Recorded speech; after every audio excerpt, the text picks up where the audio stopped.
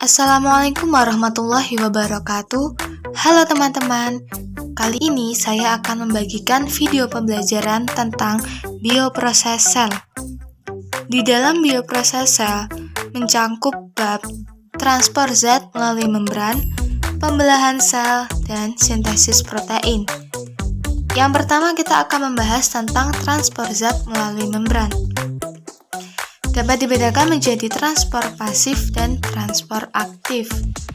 Transport pasif merupakan transportasi sel yang dilakukan melalui membran tanpa membutuhkan energi. Transport pasif terjadi karena adanya perbedaan konsentrasi antara zat yang berada di dalam sel dengan zat yang berada di luar sel. Transport pasif meliputi difusi, difusi dipermudah, dan osmosis. Difusi adalah proses pergerakan partikel, molekul, ion, gas, atau cairan dari konsentrasi tinggi ke konsentrasi yang lebih rendah hingga tercapai suatu keseimbangan. Difusi yang dilakukan oleh sel hidup contohnya adalah peristiwa masuknya oksigen dan keluarnya karbon dioksida pada respirasi sel. Yang kedua ada difusi dipermudah. Difusi dapat dipermudah oleh protein spesifik yang membentuk saluran protein dan protein transport pada membran sel. Mekanisme difusi dipermudah adalah sebagai berikut. Yang pertama, difusi yang dipermudah oleh saluran protein. Banyak molekul polar yang berukuran besar dan ion tertahan oleh membran ganda fosfolipid, tetapi dapat berdifusi melalui saluran yang dibentuk oleh protein. Protein yang biasanya membentuk saluran adalah protein integral.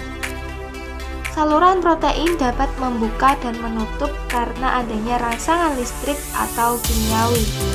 Contohnya, saat molekul neurotransmitter dapat membuka saluran protein pada membran sel saraf sehingga ion Na+ dapat masuk ke dalam sel. Yang kedua ada difusi yang dipermudah oleh protein transport. Protein transport memiliki sifat seperti enzim, yaitu bersifat spesifik terhadap zat dan tempat pengikatan molekul yang diangkutnya. Protein transport dapat berubah bentuk saat mengikat dan melepas molekul yang dibawanya. Protein transport pada membran memudahkan difusi molekul asam amino dan glukosa. Selanjutnya ada osmosis. Osmosis adalah proses bergeraknya molekul pelarut atau air dari larutan dengan konsentrasi rendah atau hipotonik ke larutan dengan konsentrasi yang lebih tinggi atau hipertonik melalui selaput selektif permeabel. Larutan hipotonik memiliki konsentrasi zat terlarut lebih rendah dibandingkan pelarut, sedangkan larutan hipertonik memiliki konsentrasi zat terlarut lebih tinggi dibandingkan pelarut. Osmosis merupakan difusi air melewati membran selektif permeabel yang arahnya ditentukan hanya oleh perbedaan konsentrasi zat terlarut total, bukan banyaknya jenis zat terlarut. Contohnya adalah air laut yang meskipun memiliki beragam jenis zat terlarut, molekul airnya tetap akan bergerak ke larutan gula yang konsentrasinya sangat tinggi.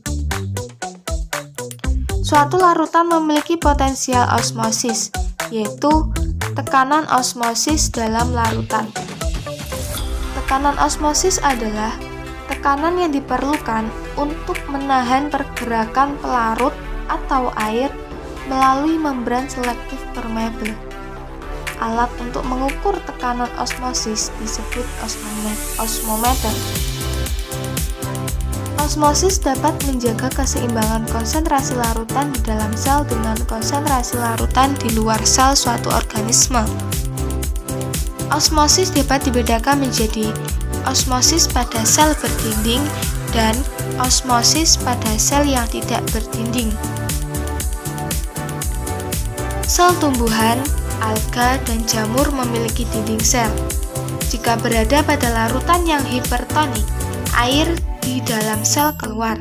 sehingga sel mengerut dan membran plasma akan tertarik menjauhi dinding sel, disebut plasmolisis.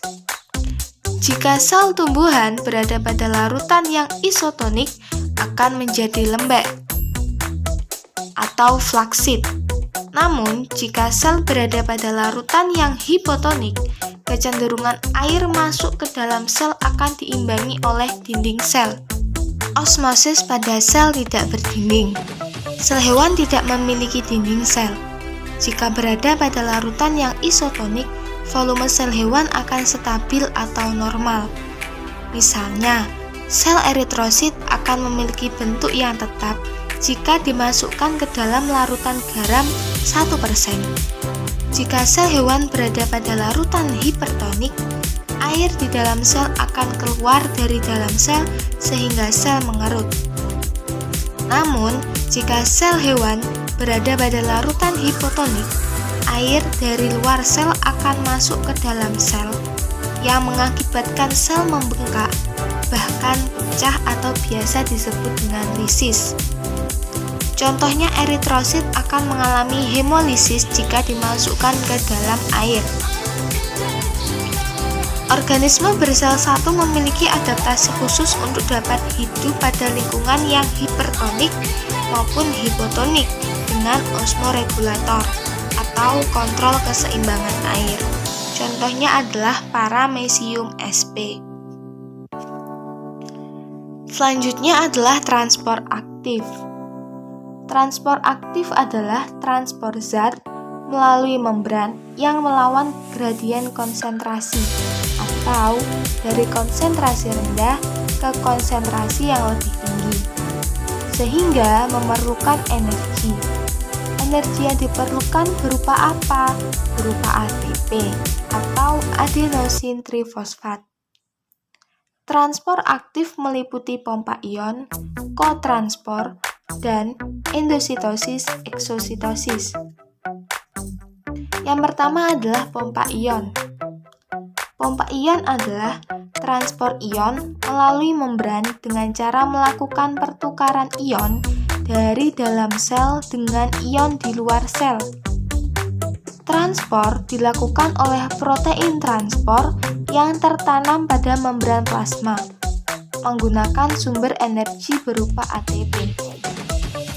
ATP dapat mentransfer gugus fosfat terminalnya ke protein transport, sehingga terjadi perubahan konformasi pada protein transport.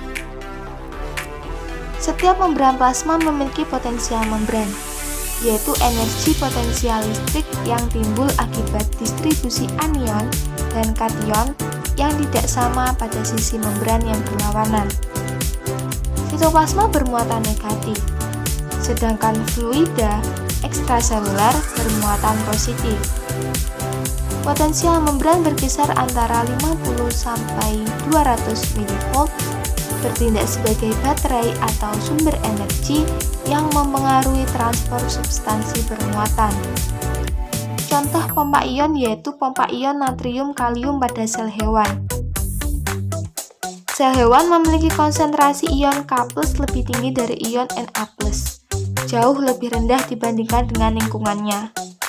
Membran sel hewan mempertahankan konsentrasi ion melawan gradien konsentrasi dengan memompa ion Na+ keluar dan ion K+ masuk ke dalam sel. Yang kedua ada kotransport. Kotransport adalah transport aktif dari zat tertentu yang dapat menginisiasi transport zat terlarut lainnya. Kotransport dilakukan oleh dua protein transport dengan energi berupa ATP.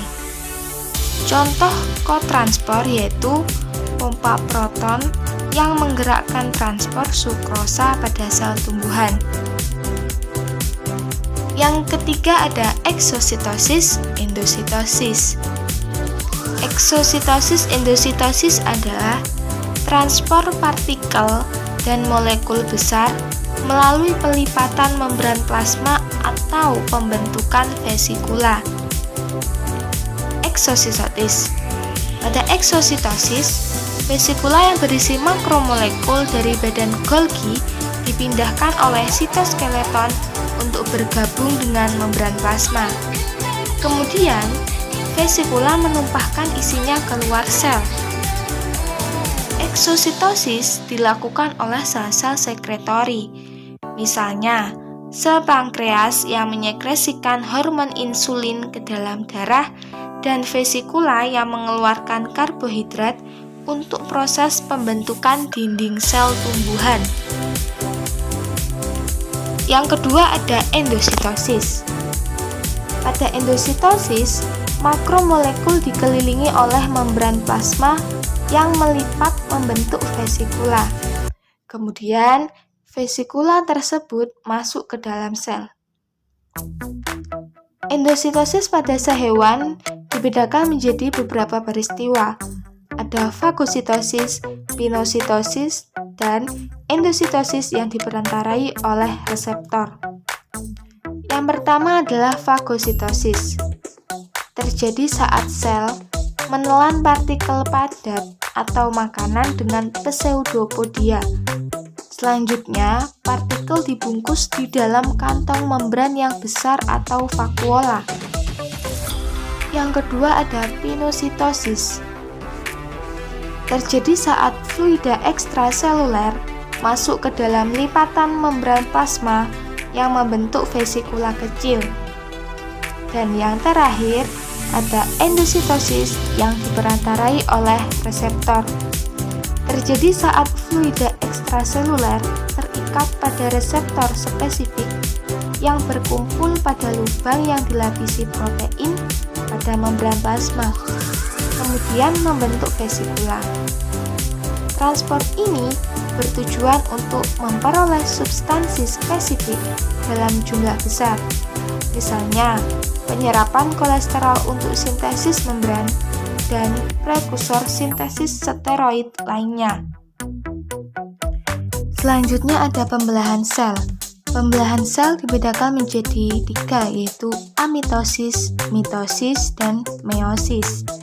Amitosis merupakan cara membelah diri secara langsung tanpa melalui tahap pembelahan sel. Biasanya banyak dijumpai pada sel prokariotik. Sedangkan mitosis, cara membelah diri melalui tahap-tahap yang sempurna, mulai dari profase, metafase, anafase, dan yang terakhir telofase.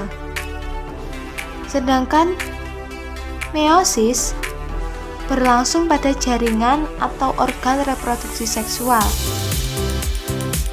Kemudian sintesis protein. Sintesis protein dibedakan menjadi 2, yaitu ada transkripsi dan translasi. Transkripsi merupakan pembuatan RNA dengan menyalin sebagian berkas DNA. Sedangkan translasi, proses penerjemahan kode genetik oleh tRNA ke dalam urutan asam amino. Sekian penjelasan dari saya dari video pembelajaran yang telah saya tampilkan di awal tadi tentang bioproses sel.